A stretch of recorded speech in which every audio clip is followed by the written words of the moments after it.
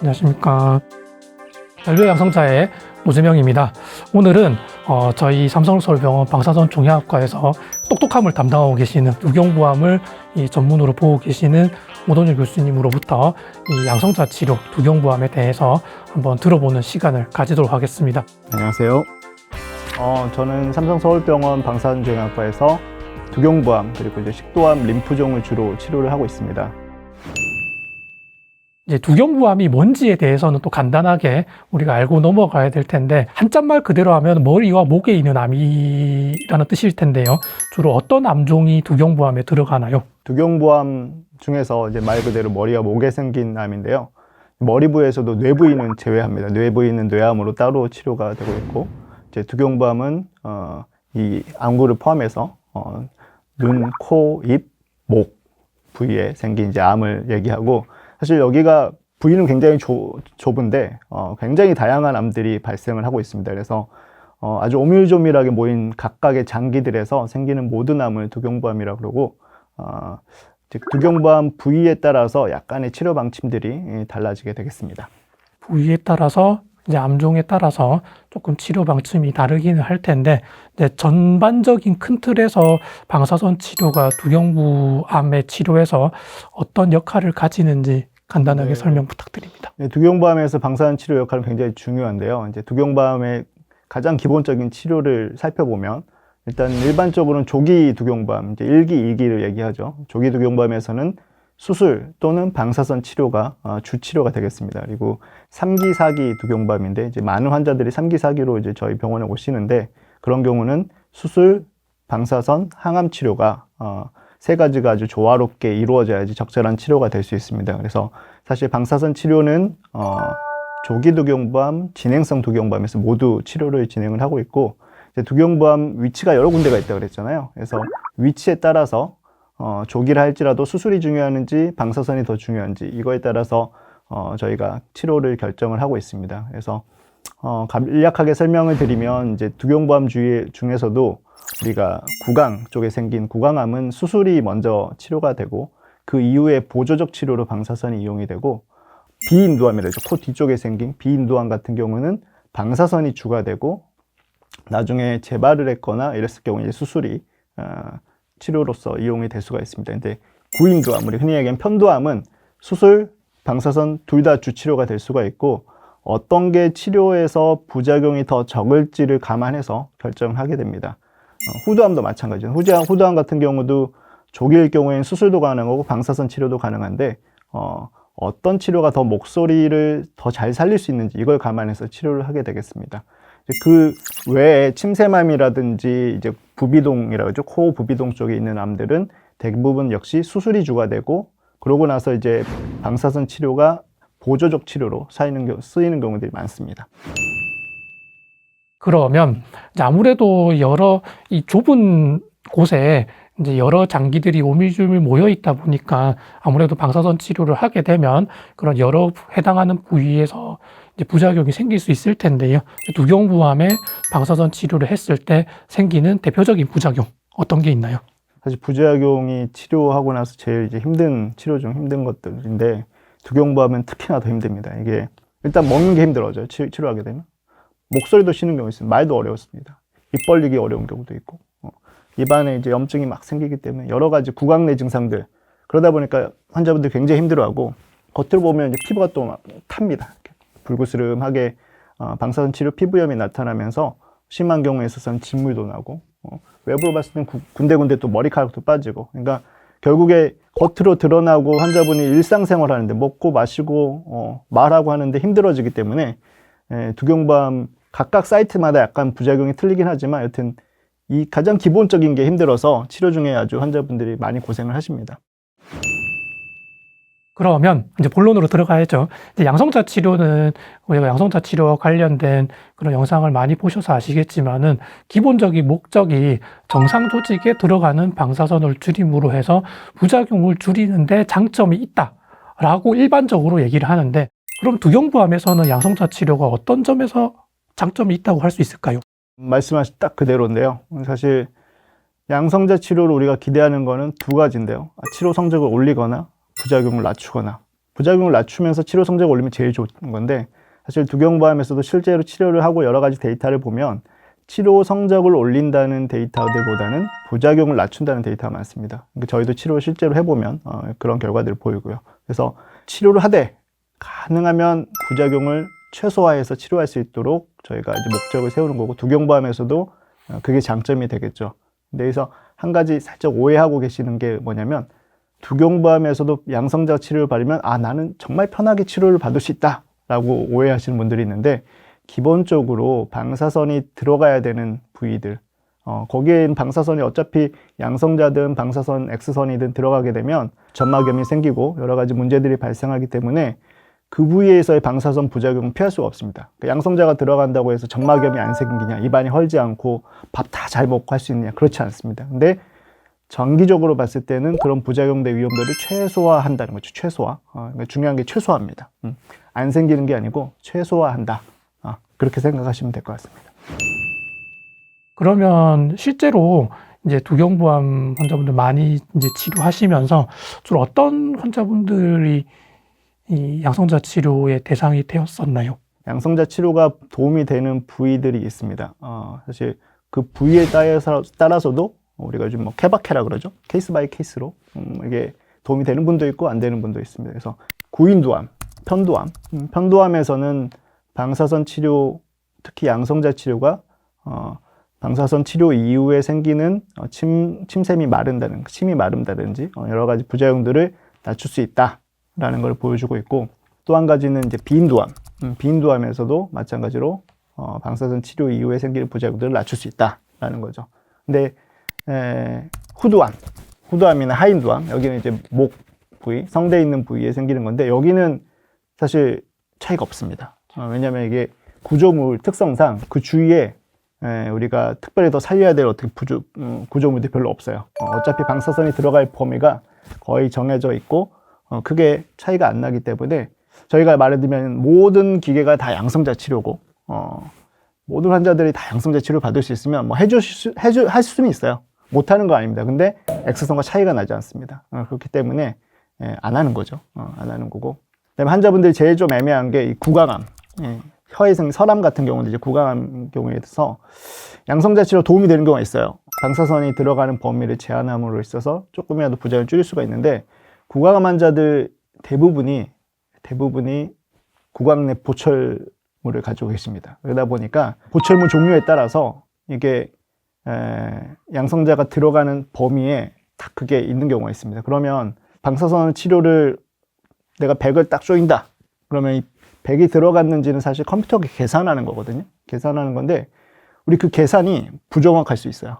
내가 100을 줬는데 50이 들어갈 수도 있고, 뭐 예를 들면 극단적으로 150이 들어갈 수도 있어요. 그러면 50이 들어갔다 그러면 방사선이 적게 들어갔으니까 재발할 수 있고, 150이 들어갔다 그러면 부작용이 생길 수가 있잖아요. 그래서 그런 걸 아주 정확하게 저희가 계산해서 이제 치료를 하게 되는데, 그런 보철물이 있으면 그 계산이 굉장히 불확실성이 올라갑니다. 여기서 이제 중요한 거는 보철물도 있는데 들어가는 경우도 있어요. 아까 이 케바케.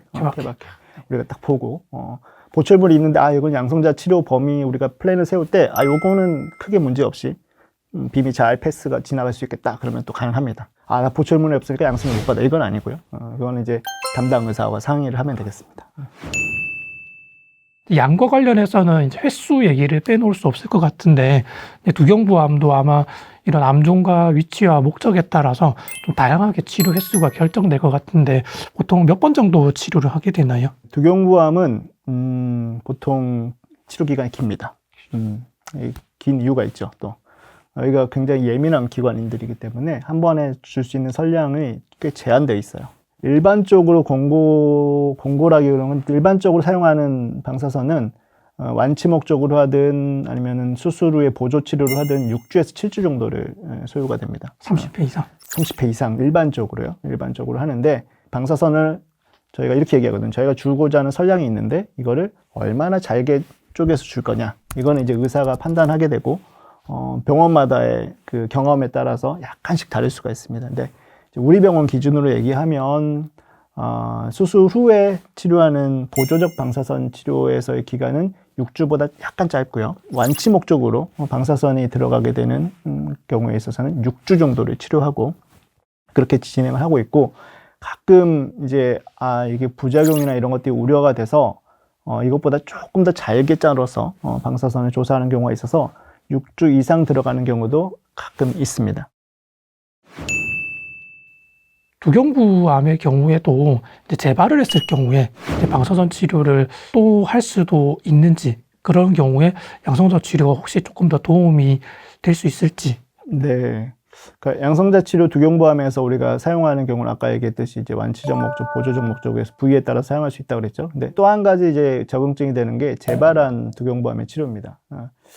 재발한 두경부암에서 굉장히 치료가 사실 어려워요. 큰 부작용을 감수를 하고 치료를 해야 되거든요. 아까 말씀드렸듯이 그 부작용은 결국에 방사선이 어디에 얼마나 쪼여지느냐가 결정하기 때문에 그걸 어떻게든 최소화하는 게 중요하고, 그렇게 최소화하는데 저희가 양성자가 쓰이는 거죠. 근데 굉장히 어려운 경우가 많습니다. 그거는 우리가 재치료 환자들은 환자랑 사실 굉장히 긴밀하게 협의가 필요해요. 왜냐하면 일반적으로 방사선 치료를 처음 했을 때는 우리가 장기적 후유증이라든지 심각한 부작용이 나올 위험도가 이렇게 높지 않습니다. 가끔 이제 케이스들이 나오긴 하지만 일반적으로 우리가 감내할 정도의 위험도가 나오는데, 방사선 재치료를 하게 되면 심각한 부작용이 나타날 가능성들이 굉장히 많이 뛰어요. 20%, 30%까지도 보고를 합니다. 그럼 열에 두세 명이 심각한 부작용을 겪을 수 있기 때문에 그거는 사실 의사로서도 굉장히 힘든 상황이거든요. 이 치료를 해서 부작용이 생겼을 경우에 환자가 생기는 여러 가지 합병증들이 어떻게 고생을 시킬지 뻔히 알고 있기 때문에 환자도 그 상황을 받아들이기 굉장히 어렵습니다. 근데 방법이 그것밖에 없다. 그렇죠. 치료를 안 할 수는 없으니까. 치료를 안 할 수 없고, 이렇게 했을 경우에 그래도 일부 환자에서는 완치를 또 기대를 해볼 수 있겠다. 그러면 사실 그 포션을 보고 저희가 환자랑 같이 이제 치료를 진행하는 거죠. 근데 환자분들이 생길 수 있는 부작용에 대해서 좀 이해를 하고 진행을 하는 게 사실 치료가 진행하는 데 있어서 훨씬 도움이 됩니다. 치료를 계속 따라올 수가 있기 때문에. 이제 두경부 하면 갑상선도 있고 조금 위에 가면 이제 눈도 있고 그러는데, 그런 데 관련된 부작용은 혹시나 얼마나 되는지. 부위에 따라 다르죠. 부위에 따라서.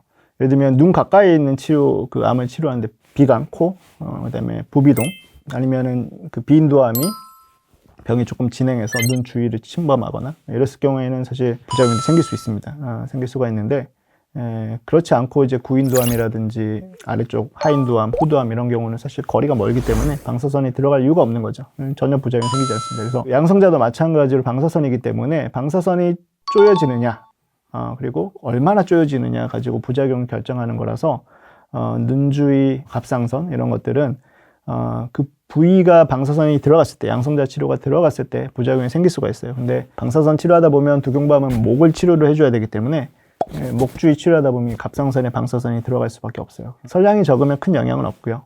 설량이 많게 되면 수년 정도 지나서 환자분은 처음에는 인지하지 못하지만 갑상선 기능 저하증이 오는 경우가 있습니다. 피검사상에서만. 그럴 경우에 이제 쭉 지켜보다가 그게 임상적으로 문제가 될 시기에 있어서는 치료가 필요할 수도 있습니다. 그래서 두경부암 환자분들은 치료 이후에 저희가 이제 정기적으로 일반적으로는 뭐 1년마다 한 번씩 공고를 하고 있는데, 갑상선 기능 검사를 피검사로 하고 있습니다. 그리고 우리가 두경부암에서 또 중요하게 생각하는 부분이 이빨입니다. 충치 때문에 발치를 포함해서 이제 치료가 필요한 경우가 있고, 이제 두경부암에서 방사선 치료가 양성자 치료 포함해서 예정되어 있거나 하신 분들에서 이 발치를 포함해서 이런 상황에서 어떻게 관리를 하는지, 대처하는지. 치아 관련한 문제들, 또 이제 발치 관련한 문제는 동의서에 써 있어요. 저희 동의서에 발치할 때 반드시 담당 의사와 상의하세요.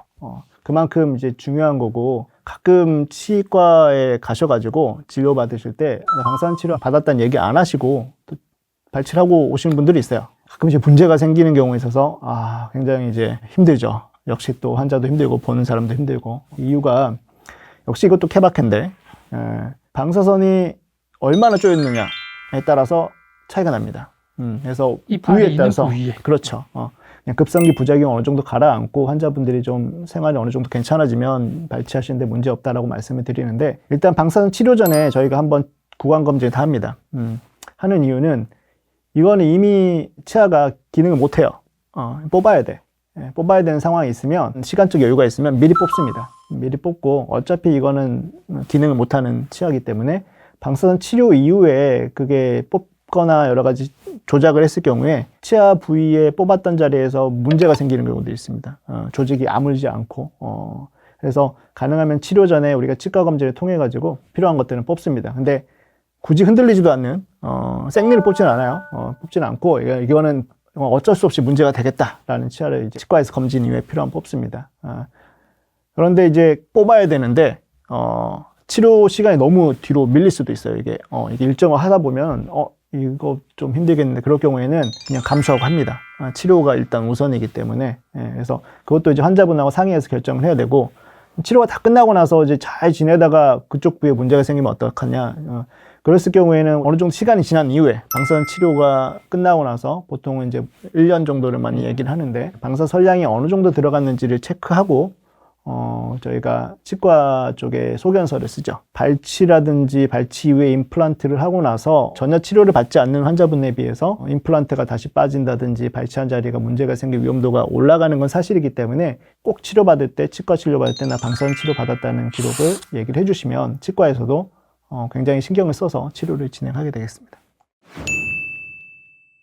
또 우리가 두경부암에서 이 중요한 게 피부입니다. 사실 뭐 다른 암 중에서도 피부를 다 지나가긴 하지만은, 특히나 두경부암 같은 경우에는 피부에 이제 근접한 부위에 이제 방사선이 많이 들어가다 보니까 좀 피부염을 사실 피할 수가 없는데, 양성자 치료는 이 부분에 있어서 혹시 뭐 장점이나 단점이 있는지, 그리고 피부 관리 관련해서는 어떻게 주로 관리를 하고 계신지. 네, 양성자 치료가 제가 계속 말씀드리지만 부작용을 최소화한다고 그랬잖아요. 근데 예외가 되는 게 딱 피부입니다. 피부염이 약선 치료에보다 늘어나요. 그래서 저희가 가능하면 피부 주위의 방사선량을, 양성자도 선량을 줄이려고 노력을 하는데, 암이 너무 가까이 있기 때문에 피할 수가 없어요. 그래서 고선량의 방사선이 피부에 그냥 직격으로 들어가는 거죠. 그러다 보니까 피부가 나중에 많이 헐고 진물이 나고 이런 상황이 생깁니다. 근데 그게 또 진물이 났던 그 부위는 아물면서 약간의 착색이라든지 색소 침착, 아니면 색소가 변화해서 약간 백반층처럼 희끄무레하게 피부가 바뀝니다. 그래서 저희가 가능하면 그걸 어떻게든 줄이려고 노력은 하고는 있습니다. 사실 피부를 관리하는 방법은 다른 게 없어요. 보습입니다. 보습.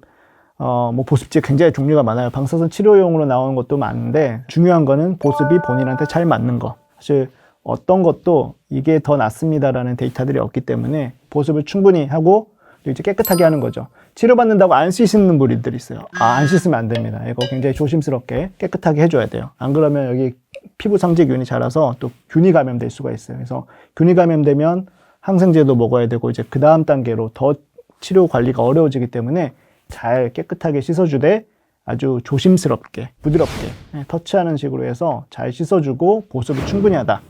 그게 일단 기본적인 관리 방법이 되겠습니다. 이 피부염이 너무 심할 때 피부과에 가보는 거는 도움이 좀 되나요? 피부과에 보내죠.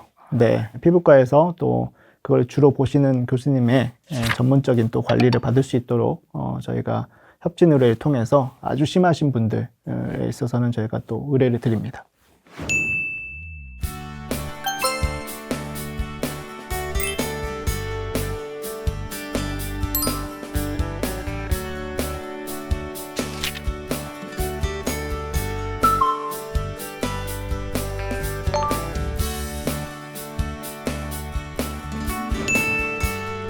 마지막으로 두경부암에 대해서 방사선 치료 내지는 양성자 치료를 받게 되실 분도 있고 아니실 분도 있는데, 이 영상을 보시는 두경부암 환자분들에게 마지막으로 한 말씀 부탁드립니다.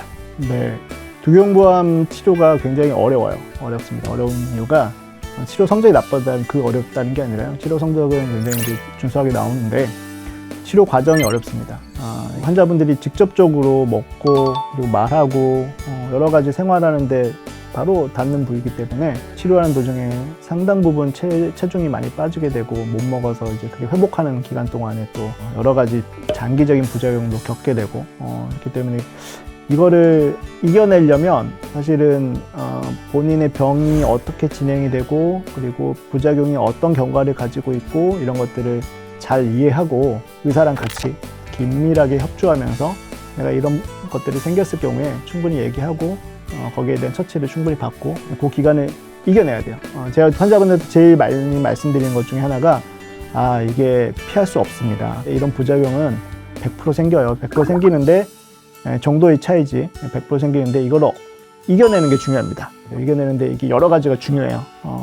환자분의 의지도 중요하고 그리고 보호자분들도 잘 도와주셔야 돼요. 이게 치료 성적에 대한 거는 사실 병기에 따라서 많이 달라질 수가 있지만 요즘 치료 기술들이 굉장히 좋아지고 하면서 이게 치료 성적이 점점 올라가고 있습니다. 사실 진정한 완치라는 거는 병도 깨끗하지만 우리가 부작용을 최소화해서 후유증도 없이 치료하는 게 진정한 완치인데 가능하면 부작용을 줄여서 우리가 어떻게 하면 부작용이 만성 후유증이 남지 않는 완치를 우리가 기대해 볼 수 있을 거냐. 사실 그런 목적으로 양성자 치료가 쓰이고 있고 진짜 도움이 되는 환자들을 저희가 잘 선택해서 그런 분들을 치료를 열심히 하고 있으니까 끝까지 좀 믿고 잘 따라와 주시면 감사하겠습니다. 저도 사실 그런 비유를 많이 씁니다. 내가 힘들면 암세포들은 더 힘들다. 그래서 내가 이걸 이겨내면 그래도 고생하는 보람이 있을 거다. 오늘 긴 시간 자세하게 설명해 주셔서 감사하고요. 구독, 좋아요. 댓글 부탁드립니다. 감사합니다.